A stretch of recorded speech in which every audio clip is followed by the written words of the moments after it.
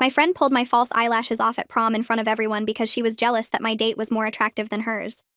We were standing near the stage waiting for results when Courtney reached over and ripped both my false eyelashes off in one quick motion, taking some of my real lashes with them and leaving my eyes red and swollen. She held them up like a trophy and announced to everyone that I was wearing fake everything, just like my fake personality and fake friendship that made people think I was nice. She said at least her face was real, even if it wasn't as pretty as my artificial one that required glue and lies to look presentable. Everyone stared as my eyes started tearing from the pain, and my carefully done makeup began running down my face that had taken 4 hours to perfect at the salon. Courtney laughed and told my date Kevin that he'd been deceived by false advertising and should check what else was fake before getting too attached. She actually stuck my eyelashes on her dress like a decoration, and said she'd wear them as a reminder of when she exposed me for being artificial. The DJ had stopped the music and everyone was watching as Courtney continued her speech about how I'd probably stuffed my bra and worn shapewear to trick Kevin into thinking I had a good body. She said my hair extensions were obvious, and my nail were press-ons, and even my tan was sprayed on because nothing about me was authentic. Kevin stood there shocked while Courtney told him he could do better with someone genuine like her friend Brittany, who'd had a crush on him all year. When I tried to cover my face and leave, Courtney grabbed my arm and said I couldn't run away from the truth about being a fake person who needed accessories to be acceptable. She told everyone about how I'd studied YouTube tutorials for months to learn makeup, because my natural face was too plain for anyone to notice. She said I'd spent $800 on my prom look because without money I was nothing special, and she was doing everyone a favor by showing them the truth. The prom coordinator tried to intervene, but Courtney said she was just being honest, and real friends told each other the truth even when it hurt. But I knew things about Courtney that she'd never wanted anyone to discover, including the fact that she'd been copying my homework for 2 years and claiming my grades as proof of her intelligence. The next day, I went to our teachers with evidence of her cheating, including her copied assignments with my exact wrong answers and misspellings that proved she hadn't done any work herself. The academic review board discovered Courtney had cheated her way through high school, and her college acceptance was revoked when they were notified. Her parents were devastated to learn their smart daughter was actually a cheater who'd stolen others' work for years. But that was just the beginning because I also knew Courtney had been lying about her family's wealth and her father's job to seem more impressive than she was. Her father wasn't a surgeon like she claimed, but worked at a medical supply warehouse, and they lived in a small apartment, not the mansion she described. I made sure this information reached the country club crowd she'd been trying to impress all year, who were disgusted by her deception. Courtney had also been spreading rumors about other girls to eliminate competition for popularity, and I had receipts of her admitting to making up stories about pregnancies and eating disorders. I gave these to everyone she'd hurt, and they all turned against her for destroying their reputations with lies while pretending to be their friend. The girl she'd called pregnant confronted her in the cafeteria and dumped chocolate milk on Courtney's head. The cheerleading squad she'd tried to join rejected her for being a bully who created drama, and the yearbook committee removed her from their pages, saying they only featured authentic students, not frauds. 3 weeks later, Courtney showed up at my graduation party uninvited, walking straight up to Kevin and loudly announcing that she'd been sexting with him the entire time we'd been dating after prom, and had the screenshots to prove it. She pulled out her phone and started reading his messages about how he was only with me to make Courtney jealous, how the prom incident had been staged between them to humiliate me, and how they'd been laughing about my crying face together every night. Then she turned to me with a smile and said Kevin had told her something else about prom night. Her phone glows in her hand while she scrolls through something that makes her smile grow wider. Kevin shifts his weight from one foot to the other and stares at the floor instead of looking at either of us. My stomach twists because I recognize that look on Courtney's face, the same expression she had right before she grabbed my eyelashes at prom. The music from the speakers fades into background noise as everyone in the living room stops their conversations and turns to watch us. Someone near the kitchen whispers something I can't hear, but the tone carries enough that I know they're already guessing what comes next. Courtney's finger swipes across her screen one more time before she holds the phone out toward me with her arm fully extended. I step closer even though every part of me wants to run out the front door and never look back. The text message fills the screen with Kevin's name at the top, and a timestamp from the morning after prom when I was still crying in my bedroom. My hands shake as I take the phone from her and read his words about how the plan worked perfectly, and my crying face exceeded their expectations. He describes the exact moment my eyelashes came off as beautiful, and says watching me try to hold back tears while everyone stared made the whole setup worth the effort. The next message thanks Courtney for her performance and promises to make sure I never suspect they coordinated everything together. Kevin reaches for the phone, but Courtney pulls it back and tells me there's more I need to see before she explains the rest.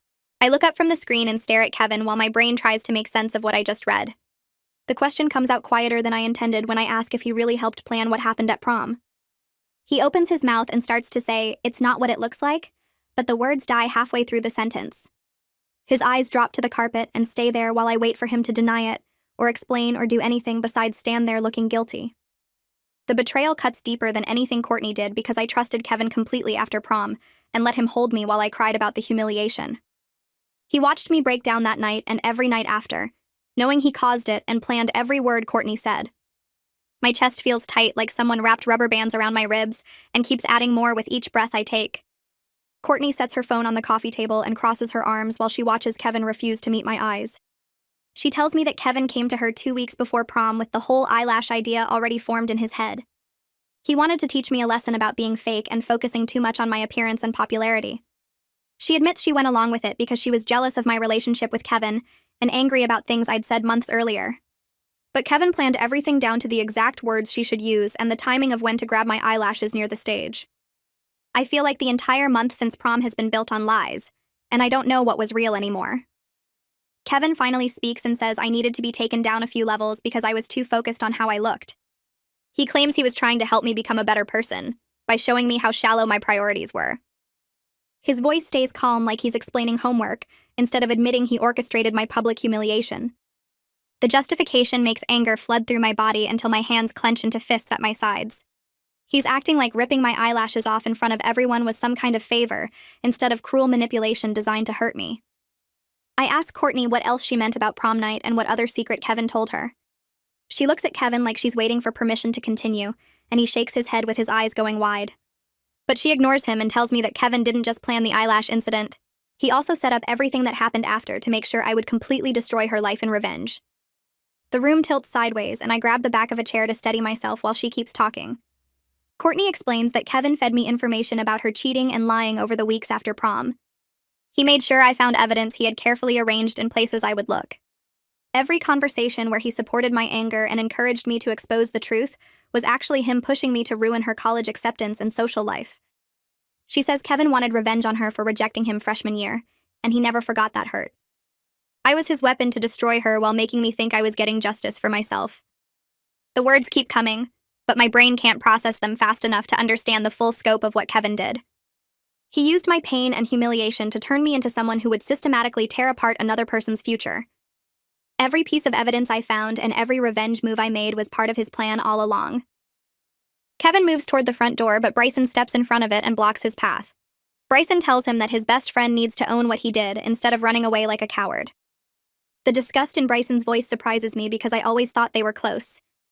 Bryson looks at everyone watching and says Kevin bragged about manipulating both of us and called it his masterpiece of social engineering.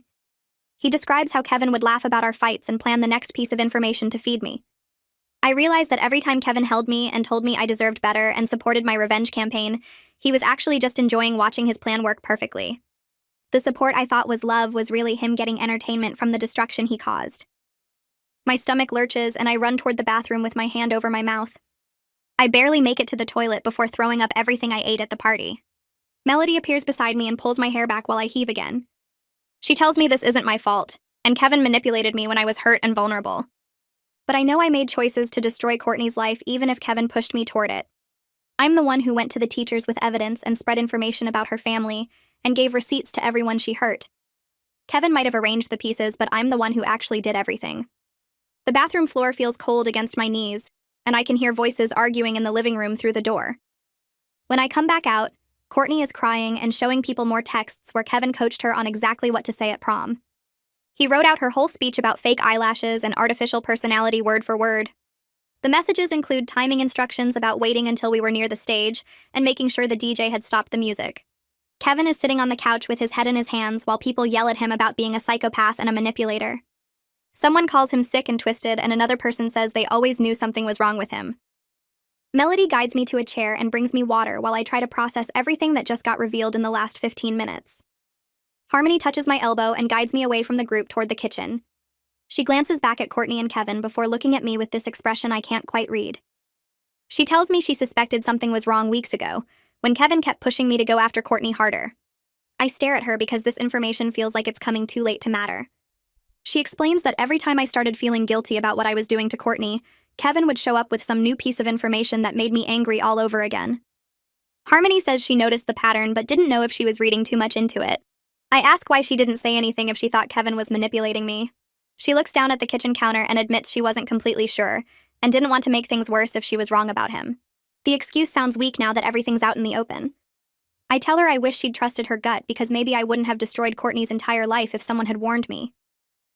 Harmony reaches for my hand, but I pull away because I'm too angry at everyone right now to accept comfort.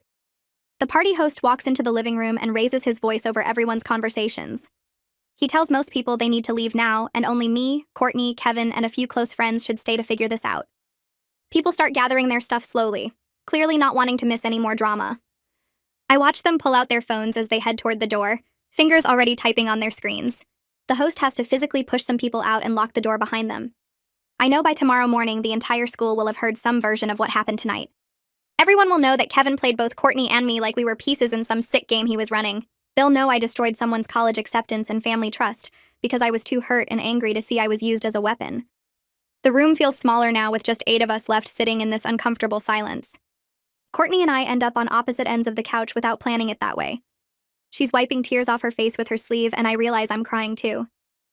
Kevin sits in the chair across from us and starts talking about how he did care about me, but also needed justice for what Courtney did to him years ago. His voice sounds defensive, like he's trying to convince himself as much as us. He says Courtney hurt him badly freshman year and he never got over it. I watch him try to justify turning me into his revenge weapon and feel sick. This person I thought I knew and loved is actually a stranger who used my pain for his own purposes. Kevin reaches toward me, but I lean away from him. He talks about how Courtney rejected him and made him feel worthless. I realize I never really knew him at all because the person I fell for was just a performance designed to manipulate me. Bryson stands up and walks over to where Kevin is sitting. He tells us that Kevin did the same thing with his ex-girlfriend 2 years ago. My stomach drops as Bryson explains how Kevin manipulated that girl into fighting with another student over something he'd orchestrated. Bryson says Kevin gets some kind of satisfaction from controlling people and watching them destroy each other while he acts supportive and innocent. I feel like I'm going to throw up again knowing I fell for the exact same pattern that hurt someone else before me. Bryson looks at Kevin with disgust and says he should have warned me, but didn't think Kevin would take it this far. I realize Kevin has been doing this for years, finding hurt people and turning them into weapons against whoever he wants to punish. The thought that I hurt Courtney, so badly because I was too emotional to see what was happening, makes me want to disappear. Courtney looks at me and asks if I knew that she and Kevin dated briefly freshman year. I shake my head because this is completely new information. She explains that they went out for about 6 weeks before Kevin told her she wasn't pretty enough for him and moved on to someone else. The revenge plot suddenly makes perfect sense as Kevin's long game to hurt her. Courtney says Kevin's rejection is what started her obsession with appearance and competing with other girls. She thought if she could just be prettier or more popular, then she'd be good enough. I feel this wave of sadness because Kevin planted the seeds of her insecurity 4 years ago, and then used those same wounds to manipulate both of us. Courtney wipes her eyes and says she knows it doesn't excuse what she did at prom, but at least now she understands where all that anger really came from. I think about all the times Kevin told me I was too focused on my looks and popularity. Those were probably the exact same things he said to Courtney to make her feel insecure. Melody walks over and sits between Courtney and me on the couch. She points out that Kevin started dating me right after the prom incident, timing it perfectly to position himself as my supporter when I was vulnerable. Kevin creates wounds in people and then comes back later to use those wounds for control. He told Courtney she wasn't pretty enough, and then watched her become obsessed with appearance. He watched me get humiliated at prom, and then swooped in to support me while secretly feeding my desire for revenge. Melody says Kevin is like a farmer planting seeds and waiting years for them to grow into exactly what he needs. The comparison makes me feel used and stupid for not seeing it. Kevin finally stops trying to defend himself and admits he planned everything from the beginning. But then he says that Courtney and I both made our own choices to go along with it. He insists that Courtney chose to rip my eyelashes off at prom, and I chose to destroy her college future, so we're all equally guilty of hurting people. His refusal to take real responsibility for manipulating us makes me angrier than anything else that's happened tonight. I stand up and tell him he's not the victim here just because we made the final choices. Kevin set up every piece and pushed us toward those choices when we were hurt and vulnerable. He used our pain and insecurity as tools to get what he wanted. Kevin tries to argue that he didn't force us to do anything, but Bryson tells him to shut up because no one wants to hear more excuses. Courtney and I look at each other across the couch and something changes between us. I see recognition in her face that we were both victims of the same person's manipulation. She says she's sorry for what she did at prom even though Kevin planned it, because she still chose to hurt me that badly in front of everyone. Her apology sounds genuine and broken. I tell her I'm sorry for ruining her college acceptance and making sure everyone knew about her family's real situation.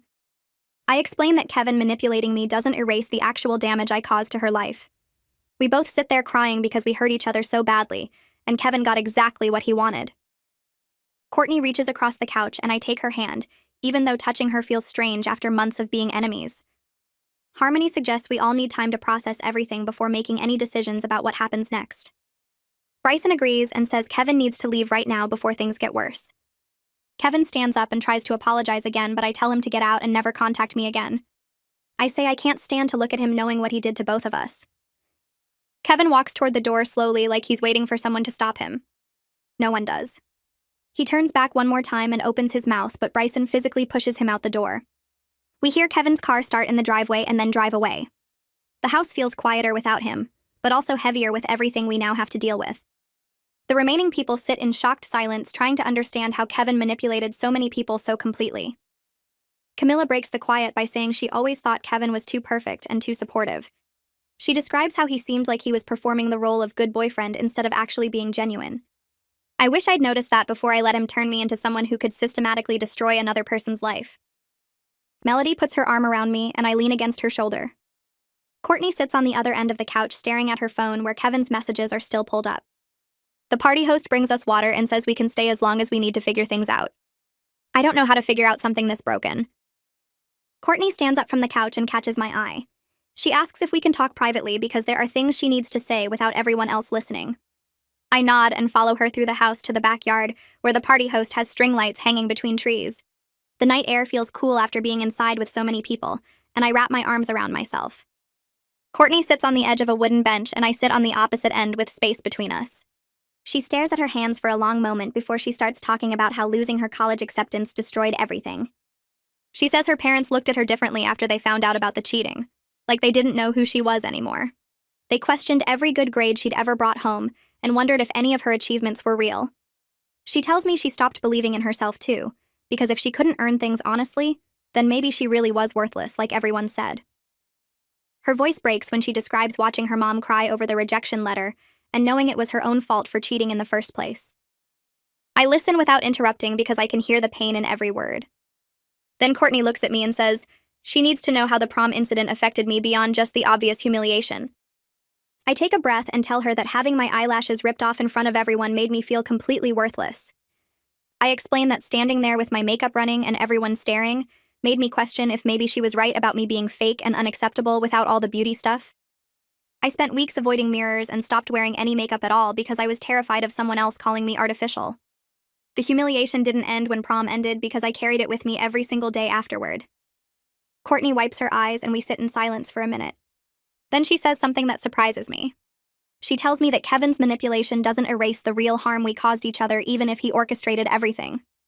She says she made a choice to publicly humiliate me at prom because she was jealous of how I looked and how Kevin paid attention to me. She admits that regardless of Kevin planning it, she still chose to grab my eyelashes and make that speech and hurt me in front of everyone. Her taking responsibility makes me realize I need to do the same thing. I tell Courtney that I made a choice to systematically destroy her future because I wanted revenge for what she did to me. I explain that even though Kevin fed me information and encouraged me, I'm the one who actually went to the teachers and spread information about her family and gave receipts to the girls she hurt. Kevin manipulating me doesn't erase the actual damage I caused to her life and her family. We both sit there understanding that we hurt each other badly, and we can't blame everything on Kevin even though he set things up. I ask Courtney if she really was copying my homework for 2 years, or if Kevin somehow set that up too.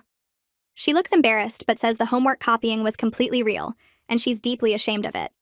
She explains that she started copying sophomore year when she was struggling in math, and it became a habit she couldn't break. But she never told anyone about the cheating, so she doesn't understand how Kevin knew about it.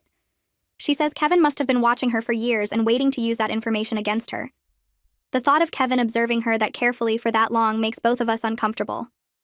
Courtney reveals something else that makes the situation even worse. She says Kevin also knew about her family's real financial situation because he'd been to her apartment freshman year. She trusted him with that secret during their brief relationship when they dated for like 3 weeks. She never imagined he would save that information to use against her almost 3 years later. I realized that Kevin has been collecting information and planning this revenge for almost 4 years. He dated Courtney freshman year and learned her secrets. He watched her cheat on homework and kept evidence. He learned about my insecurities and beauty routines. Then he set up the perfect situation to make us destroy each other while he watched. The calculation involved in his plan makes me feel sick. We talk about how Kevin positioned himself perfectly after prom to become my boyfriend. Courtney says he did something similar to her before prom by gradually making comments about how fake I was. He would mention my extensions or my makeup in casual conversation until she was angry enough to do something dramatic. He told her that girls like me who relied on artificial beauty were deceiving everyone, and someone should expose the truth. By the time prom came around, Courtney was so worked up about my fakeness that ripping off my eyelashes felt justified. I realized Kevin did the same thing to me after prom by slowly feeding me reasons to escalate my revenge. He would bring up Courtney's lies and suggest ways to expose her. He made destroying her feel like justice instead of cruelty. Kevin played us both by finding our existing insecurities and jealousies, and then pushing us to act on them. I tell Courtney something that's hard to admit out loud. I say that I genuinely believed I was getting justice for what she did to me, and the revenge actually felt good until right now. Seeing her college acceptance get revoked felt satisfying because I thought she deserved it for humiliating me. Watching people turn against her felt like proof that I was right to expose her lies. The revenge felt justified every single step of the way, until I learned Kevin had manipulated everything. Courtney nods and says she genuinely believed she was exposing my fakeness at prom, and the humiliation felt justified at the time. She thought she was doing everyone a favor by showing them the truth about me. She says the humiliation felt right, until she saw how far I took the revenge and realized what she'd started. We both got caught up in hurting each other while Kevin watched and encouraged it from the sidelines. The backyard door opens and Melody steps outside looking worried. She walks over and tells us that people are starting to post about what happened on social media. She shows us her phone where multiple people have already shared versions of the story about Kevin manipulating us. Kevin is already trying to control the narrative by claiming we're both lying about him to cover our own drama. He posted that Courtney and I are making up the manipulation story because we're embarrassed about our public fight. Some people are believing him and commenting that we're just trying to shift blame. I feel exhausted by the thought of more public conflict and drama. I tell Melody I just want everything to stop, because I can't handle fighting about this online too. Courtney looks at her own phone and sees similar posts appearing. She says we need to tell our parents what really happened before they see distorted versions online. She's terrified because her parents are already disappointed about the college situation, and this will make everything worse. They're going to find out she was manipulated into the prom incident, and that Kevin used her secrets against her. I feel scared too because my parents thought Kevin was perfect and trusted him completely. They encouraged our relationship and praised him for being so supportive after prom. Finding out he manipulated me into destroying someone's life will devastate them. Courtney and I exchange phone numbers for the first time in months, and agree to talk tomorrow after we've both dealt with our families. As she walks toward the front of the house to leave, she turns back and looks at me. She says she knows we can't be friends again after everything that happened between us. Too much damage was done and too many cruel things were said and done. But maybe we don't have to be enemies either now that we understand what really happened. I nod because I feel exactly the same way even though I don't know what that middle ground looks like. We're not friends, but we're not enemies, and we're both trying to deal with being victims and villains at the same time. Melody drives me home and I tell her everything that happened in the backyard with Courtney. I admit that the revenge felt good when I thought it was justified, and I enjoyed watching Courtney lose everything. Melody doesn't try to make me feel better about it. She says Kevin is responsible for manipulating both of us, but I'm also responsible for my choices to keep escalating the revenge. She points out that Kevin gave me information, but I'm the one who decided what to do with it. Her honesty helps more than comfort would because I need to face what I actually did, instead of blaming everything on Kevin's manipulation. My parents are sitting in the living room when I walk through the front door, both of them staring at their phones with expressions I've never seen before. Mom looks up first, and her face shows something between worry and disappointment that makes my stomach hurt. Dad sets his phone down on the coffee table and asks me to sit down because they need to talk about what happened tonight. I drop onto the couch and realize they've already seen everything, probably multiple versions from different people at the party. Mom starts by asking if I'm okay, which feels strange because I don't know how to answer that question anymore. I tell them the whole story from the very beginning, starting with the prom incident that I'd barely mentioned before because I was too embarrassed. I describe how Courtney ripped my eyelashes off in front of everyone and said those things about me being fake and artificial.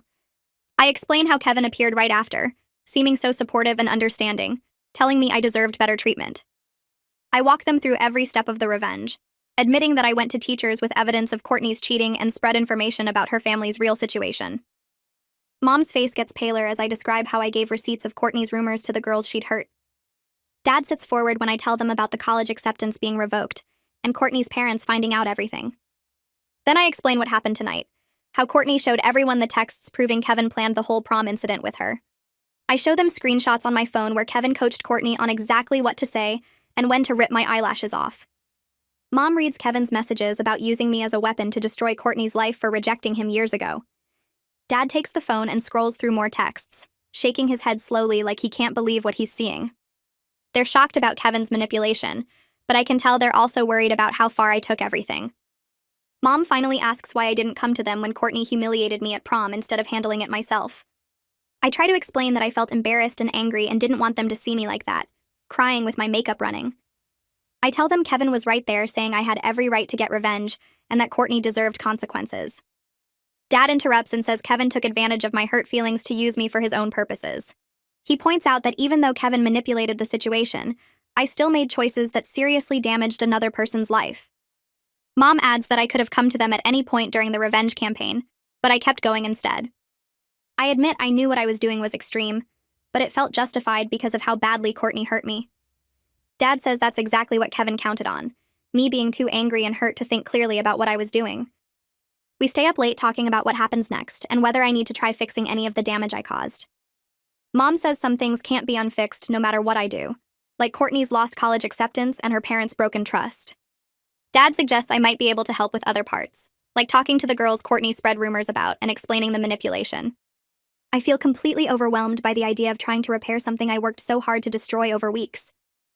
Mom asks if I understand that Kevin manipulated both Courtney and me, turning us against each other for his own entertainment. I nod because I do understand it now, but that doesn't change what actually happened between us.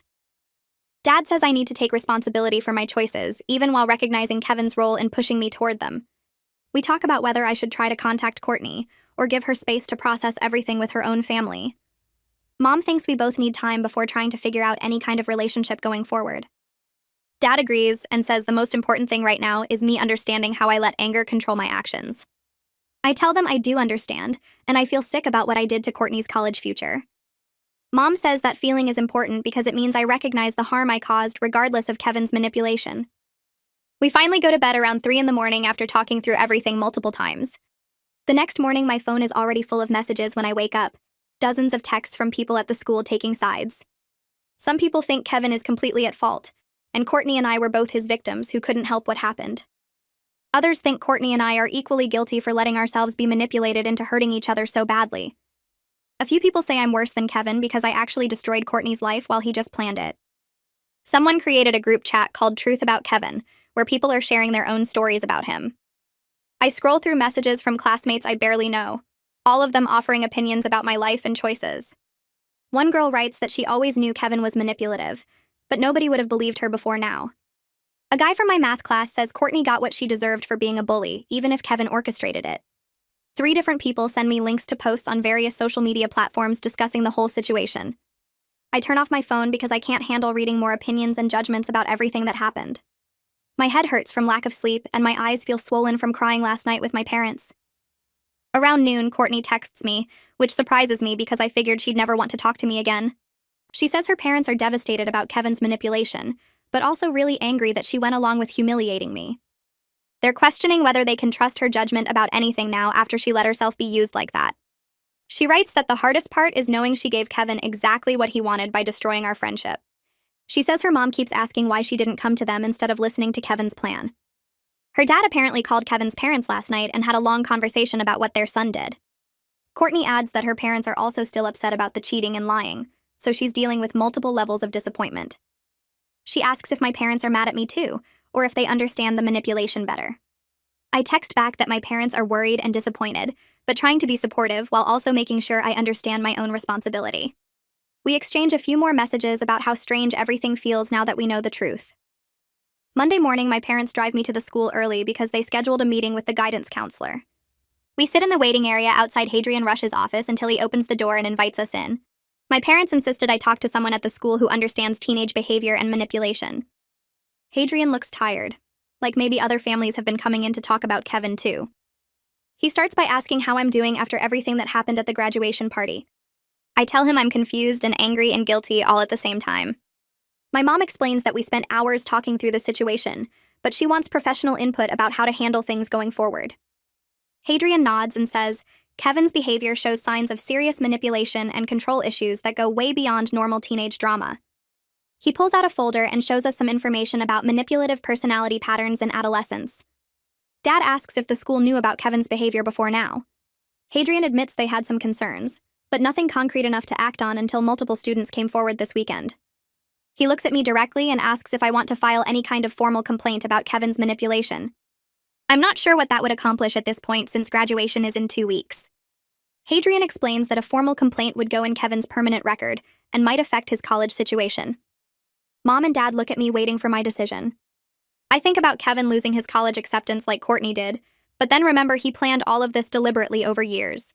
Hadrian tells us that several other students have come forward with stories about Kevin manipulating situations between friends over the past few years. He describes a pattern where Kevin creates conflict between people and then plays the supportive friend to whoever seems most useful. Apparently his pattern of starting drama and then acting innocent goes back to sophomore year at least. One girl reported that Kevin convinced her to break up with her boyfriend by feeding her false information about cheating. Another student says Kevin spread a rumor and then helped him figure out who started it, never admitting his own role. I feel stupid for not seeing any of this before I let Kevin use me against Courtney. Hadrian says manipulative people are really good at hiding their true intentions until it's too late to stop the damage. He adds that Kevin specifically targets people who are already hurt or vulnerable, which makes the manipulation more effective. Dad asks what happens to Kevin now that multiple students have reported his behavior. Hadrian explains that the school is investigating, but Kevin hasn't technically broken any rules that would result in suspension. Mom looks frustrated and asks how manipulating students into destroying each other isn't against school policy. Hadrian agrees it should be, but says the current handbook doesn't specifically address this type of psychological manipulation. We leave his office with information about teen manipulation and a plan to check in again next week. That afternoon, Bryson texts me asking if we can talk about Kevin. We meet in the library after school where it's mostly empty except for a few students studying. Bryson sits down across from me and immediately apologizes for not saying something sooner about Kevin's behavior. He explains that he noticed the pattern over the years but convinced himself it wasn't that serious. He describes watching Kevin manipulate small situations between friends and always being there to comfort whoever got hurt.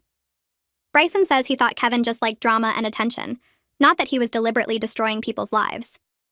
I ask why he finally spoke up at the graduation party, instead of staying quiet like before. He admits that seeing what happened to Courtney and me was too extreme to ignore anymore. Bryson shows me his phone where he's been collecting screenshots of Kevin bragging about his manipulations to other people. There are messages where Kevin laughs about getting me to ruin Courtney's college acceptance and calls it his best work. Other texts show Kevin planning future manipulations with different students as targets. I feel sick reading his words about enjoying the control he has over people's emotions and choices. Bryson says he's giving all of this to Hadrian Rush for the school investigation. I appreciate his honesty, but also feel frustrated that people saw warning signs and didn't speak up before now. Bryson explains that Kevin was really good at making everything seem like coincidence or natural drama, rather than deliberate planning. He says even now, some of their mutual friends don't believe Kevin did anything wrong. We talk for another hour about all the situations Bryson witnessed where Kevin manipulated outcomes while pretending to be helpful.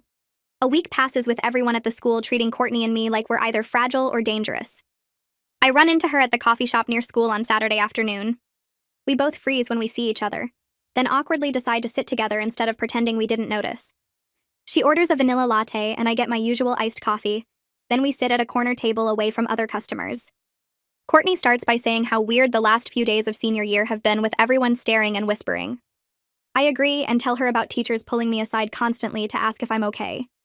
She laughs a little and says the same thing keeps happening to her, like adults think we're going to break down any second. We talk about graduation coming up and whether it will be awkward seeing Kevin there. Courtney says she heard he's planning to skip the ceremony and just pick up his diploma later. I feel relieved because I don't think I can handle being in the same room with him yet. She tells me about her college appeal process and how she's been trying to explain the manipulation situation to the admissions office. The school is hesitant to reverse their decision even with all the new information about Kevin's role. Courtney says even if Kevin manipulated everything, she still actually cheated on homework for 2 years before any of this started. I don't know how to help because my revenge made sure the evidence was thorough and convincing to the academic review board. She shows me the appeal letter she's writing where she takes responsibility for the cheating while explaining how Kevin used that information as a weapon. I read through it and suggest some changes to make her accountability sound more genuine. We spend another hour working on the letter together, which feels strange after months of being enemies. Courtney finally asks if I think we can ever be friends again after everything that happened. I tell her honestly that I don't know because too much damage was done on both sides. She nods and says she feels the same way, but maybe we don't have to stay enemies forever.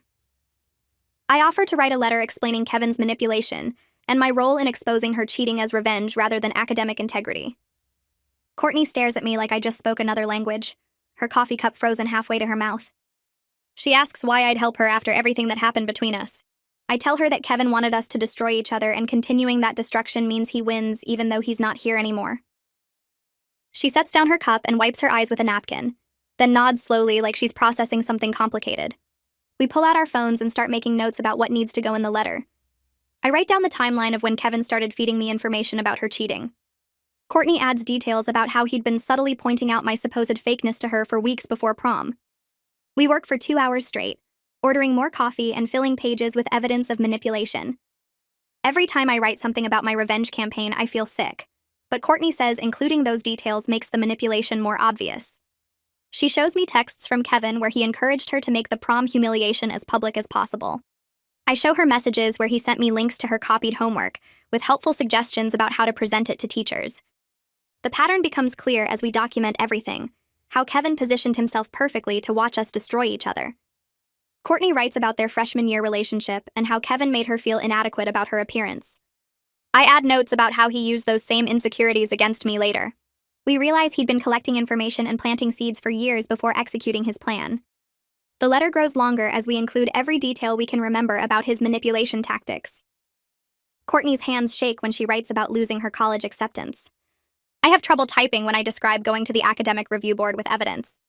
We both acknowledge that even with manipulation, we made choices that hurt each other badly. The letter doesn't excuse what either of us did, just explains the bigger context. By the time we finish, it's almost dinner time and the coffee shop is filling with the evening crowd. Courtney reads through the final version and suggests adding a paragraph about taking responsibility.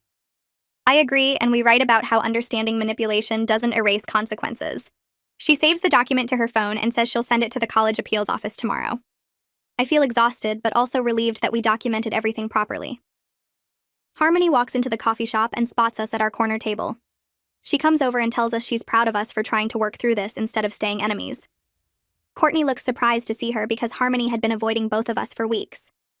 Harmony sits down and admits she almost didn't come to the graduation party because she was tired of the drama between Courtney and me. She orders a tea and explains that watching us fight was exhausting for everyone who cared about us. Now she understands we were both caught in something bigger than a normal friendship conflict. Harmony asks what we're working on, and Courtney shows her the letter we wrote. She reads through it carefully and says the timeline makes Kevin's manipulation obvious. Harmony mentions she noticed Kevin always seemed too helpful during my revenge campaign. She'd thought it was weird how he kept bringing up new things about Courtney right when I was calming down. Courtney tells Harmony about the texts where Kevin coached her before prom. Harmony shakes her head and says she wishes she'd trusted her instincts about Kevin being suspicious. We talk about how good manipulators make everything seem natural until you look back at the pattern. Harmony stays with us for another hour, helping us refine parts of the letter that sound too defensive. Camilla walks past our table on her way to order and does a double take when she sees Courtney. She stops and stands there for a minute like she's deciding something. Then she comes over and tells Courtney she forgives her for spreading the false rumors about pregnancy. Courtney starts crying immediately and tries to apologize. Camilla says learning about Kevin's manipulation helped her understand that Courtney was pushed to eliminate competition. She sits down in the empty chair and explains that she was furious for months about those rumors. The pregnancy lie had spread through the entire school and even reached her parents. Courtney cries harder and apologizes for the damage those rumors caused. She says manipulation doesn't excuse what she actually did to Camilla's reputation. Camilla nods and says she knows, but she also understands there was more happening than she realized. They talk for 20 minutes about how the rumors affected Camilla's life. Courtney listens and doesn't try to defend herself or minimize anything. Camilla eventually says she's working on forgiving, but it's going to take time. Courtney thanks her for even being willing to talk. After Camilla leaves, Courtney puts her head down on the table and cries for a long time. Harmony and I sit with her quietly until she's ready to leave. Over the next 2 weeks, Courtney and I meet several times to process everything that happened. We go back to the same coffee shop because it feels like neutral territory. During our third meeting, we talk about how the competition between us started long before Kevin got involved. I admit I always felt like I had to be perfect because Courtney seemed so naturally smart. She laughs bitterly and says she felt inadequate because my life looked effortless and put together. We both realize we were comparing ourselves constantly instead of actually being friends. Kevin identified that existing tension and exploited it perfectly. He knew we already had complicated feelings about each other that he could twist. Courtney says she started copying my homework because she felt like she could never match my grades honestly. I tell her I spent hours on makeup tutorials because I thought she was naturally prettier. The conversation is painful, but also helps us understand how Kevin's manipulation worked so well. He didn't create our insecurities, he just weaponized feelings that were already there. We talk about how social media made everything worse by letting us constantly compare our lives. Courtney admits she lied about her family's wealth because she felt poor compared to other students. I confess I wore fake eyelashes and extensions because I felt plain next to girls who seemed naturally beautiful. By the end of that meeting, we both understand that our vulnerability to Kevin came from our own issues with ourselves. I tell Courtney about how the prom incident made me feel worthless and desperate to prove I wasn't as fake as she said. Standing there with my eyes swollen and makeup running felt like confirmation that I really was nothing without all the artificial help. Courtney listens and then tells me about how my seemingly perfect life made her feel inadequate and angry at herself. She says seeing me with Kevin at prom triggered years of feeling like she wasn't good enough.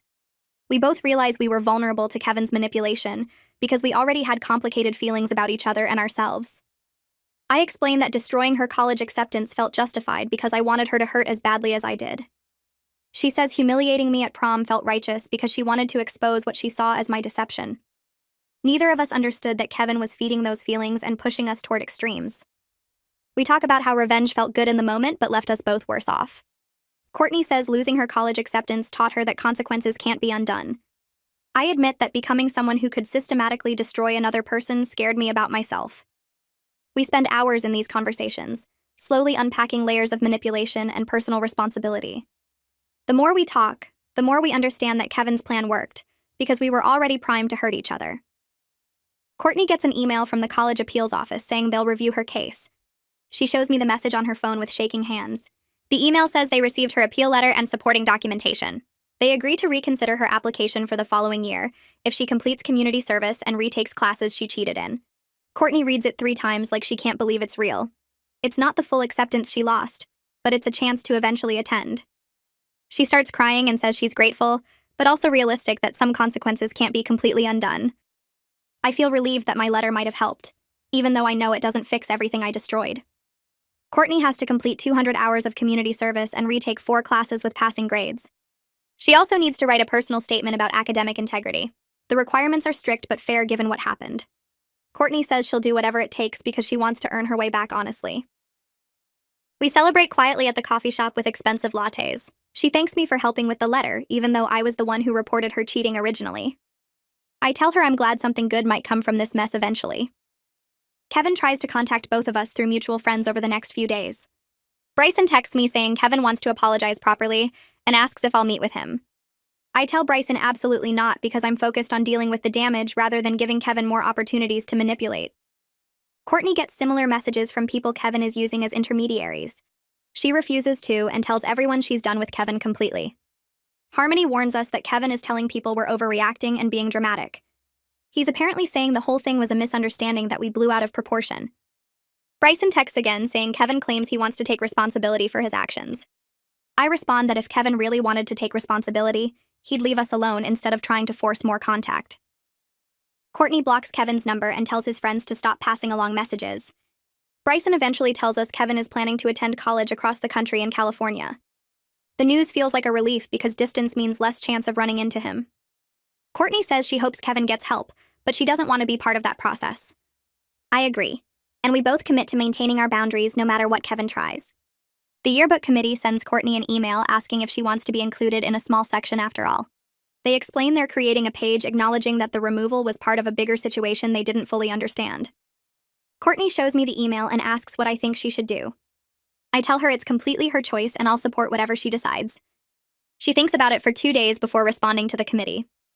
Courtney decides to stay out of the yearbook anyway, saying it feels more honest given everything that happened.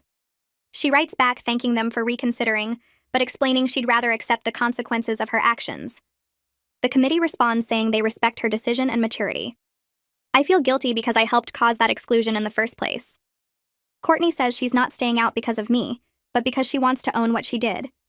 She explains that being excluded from the yearbook is a reminder that choices have lasting effects. I respect her choice even though part of me wants to fix everything I broke.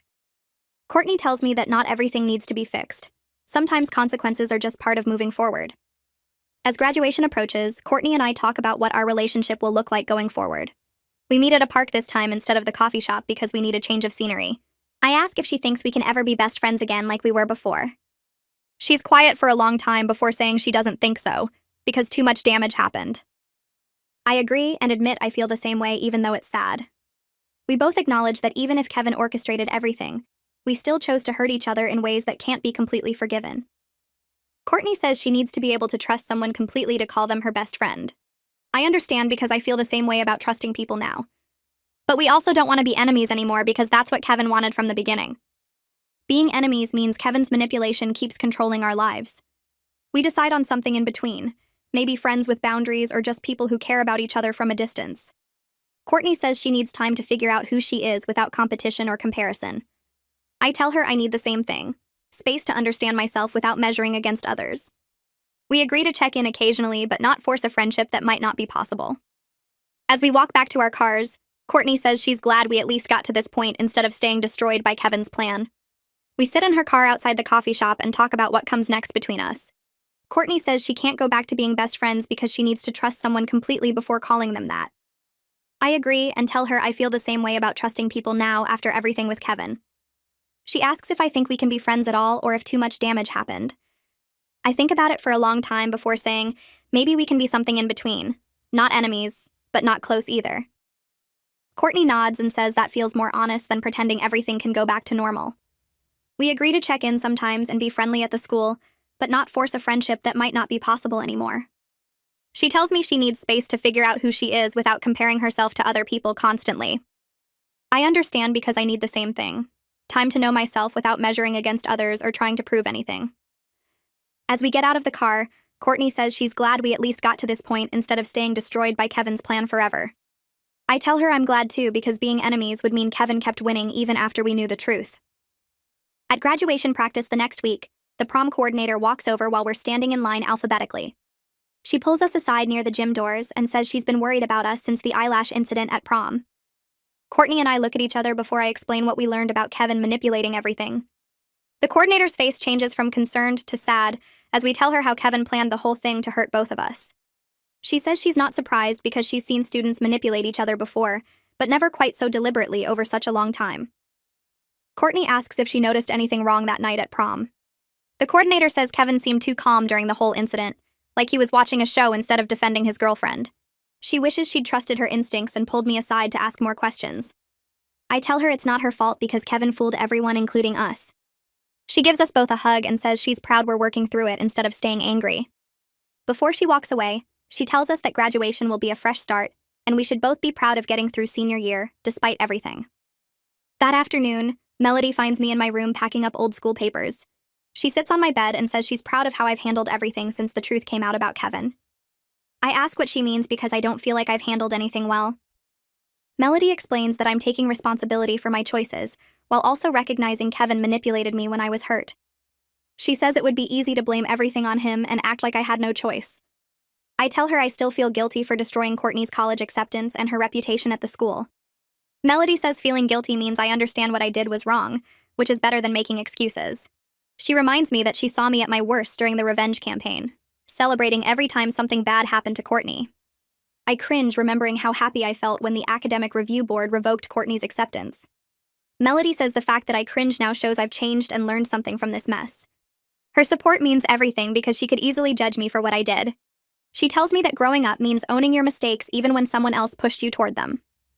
I spend 2 hours that night writing an apology letter to the academic review board. I explain that I reported Courtney's cheating as a weapon in personal revenge, rather than genuine concern about academic integrity.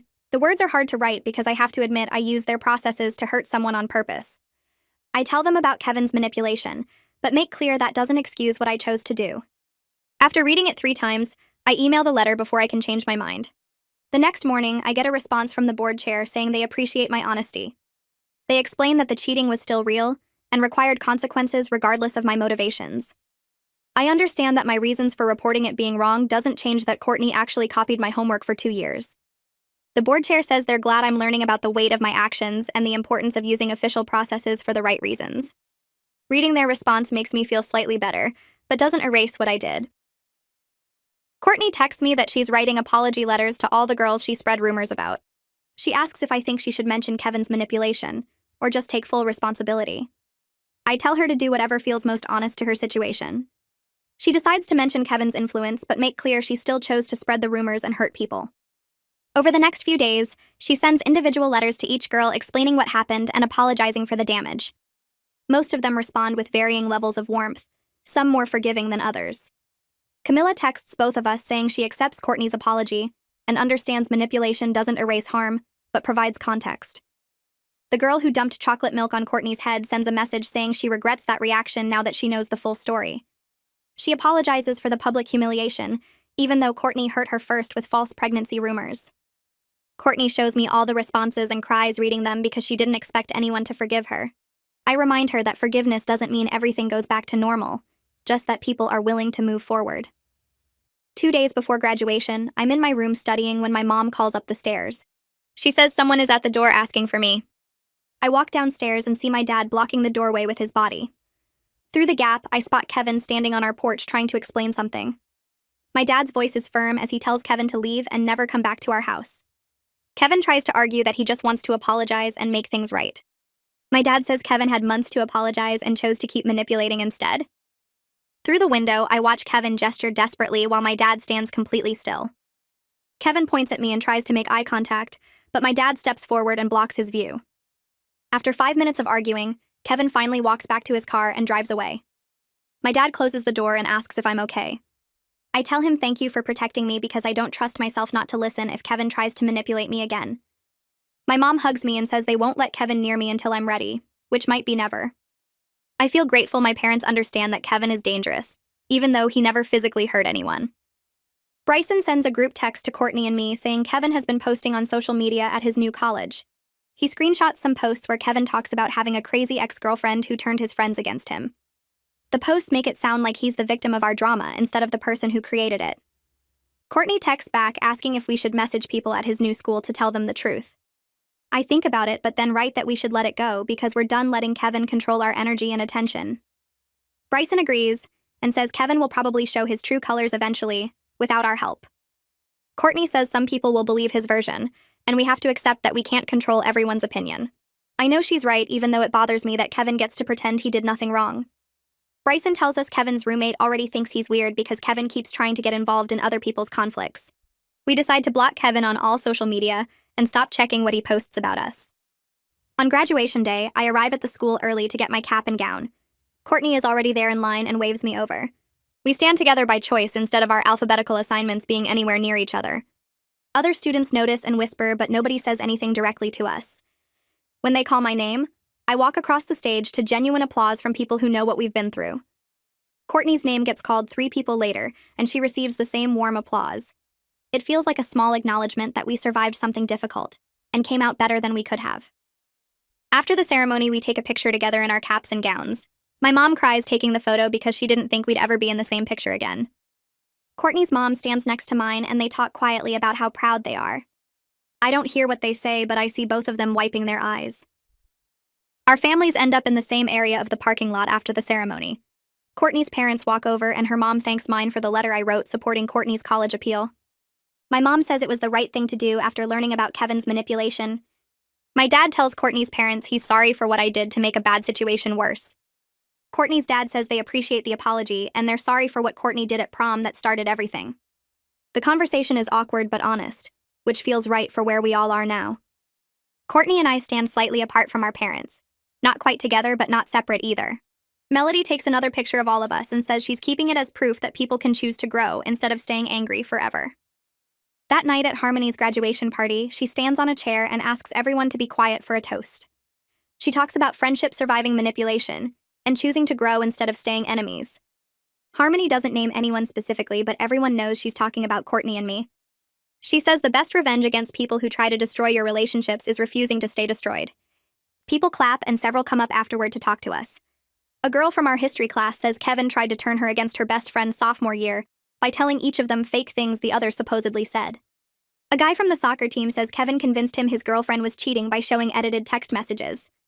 As more people share their stories, we realize Kevin manipulated way more situations than we knew about. Courtney squeezes my hand and whispers that at least we're not alone in falling for his act. I squeeze back and agree that knowing his pattern was bigger than just us makes it slightly easier to forgive ourselves for not seeing through him sooner. Courtney and I end up at the coffee shop 3 days later to talk about what comes next. She's heading to a state school in Arizona that gave her a second chance after the community college acceptance, and I'm going to a university in Oregon that's about as far from here as I can get. We sit across from each other with our drinks getting cold while we figure out how to stay in touch without forcing something that might not work. She pulls out her phone and we follow each other on social media, but we both know we're probably not going to check in much once real college life starts. The distance feels like a natural way to let things fade without either of us having to decide to end a friendship that's already been destroyed and rebuilt into something fragile. She says she hopes I do well and make good friends who don't manipulate me, and I tell her the same thing. We hug in the parking lot, and it feels like closing a chapter that needed to end, even though we survived it together. When I drive away, I don't feel sad or relieved, just aware that some relationships do their important work and then naturally end. A month passes, and I'm sitting in a therapist's office because my mom insisted I talk to someone before starting college. Doctor. The therapist's name is Dr. Kirk, and she has this calm way of asking questions that makes me actually want to answer honestly, instead of just saying I'm fine. I tell her about the prom incident and the revenge campaign and Kevin's manipulation, and she listens without judging any of it. She helps me understand that I can take responsibility for choosing to destroy Courtney's college acceptance, while also recognizing that Kevin manipulated me when I was hurt and angry. Both things are true at the same time, and that's confusing but also real. Dr. Kirk says accepting that kind of complexity is part of growing up and learning that people aren't just good or bad. She asked me what I learned about myself through all of this, and I have to think hard about that question. I learned I'm capable of being really cruel when I'm hurt, and I learned I can be manipulated if someone knows the right buttons to push. But I also learned I can recognize when I'm wrong and try to fix it even when fixing it is hard and uncomfortable. Dr. Kirk says those lessons will serve me well if I remember them and don't just push them away because they're painful. We schedule weekly sessions for the rest of the summer, and I leave feeling like maybe I can actually work through this instead of just carrying it around forever.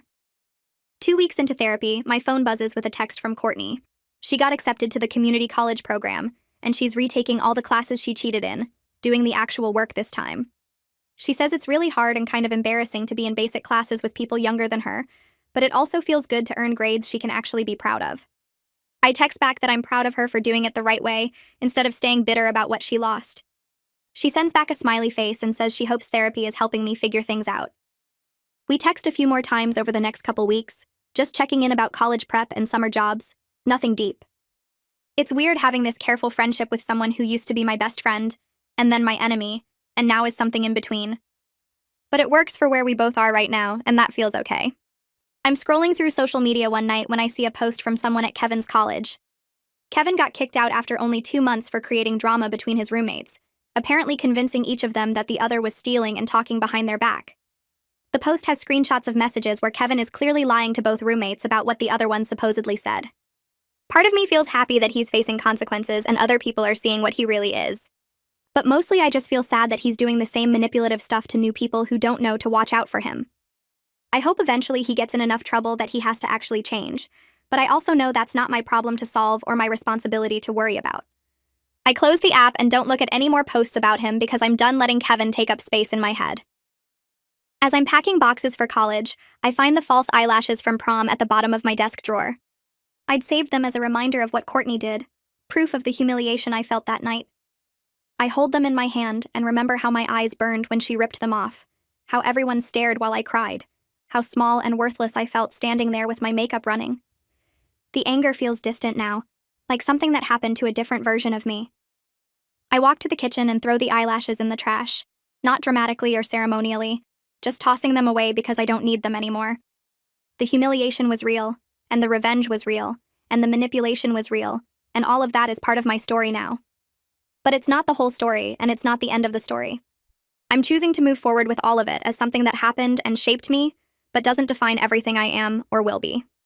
My first day of college arrives, and I'm standing in my dorm room meeting my roommate for the first time. Her name is Sarah, and she seems nice, talking about her high school friends and her major and asking about mine. I feel nervous about trusting a new friend after everything with Kevin and Courtney, worried I'll miss warning signs or let myself get manipulated again. But I also know I learned important lessons about recognizing when someone is playing games with my emotions and taking responsibility for my own choices. Sarah asks if I want to go to dinner with her and some people from down the hall, and I say yes, even though part of me wants to stay safe and isolated. I'm not the same person who got her eyelashes ripped off at prom anymore.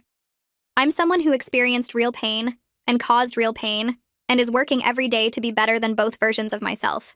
That's going to have to be enough as I figure out who I'm becoming next.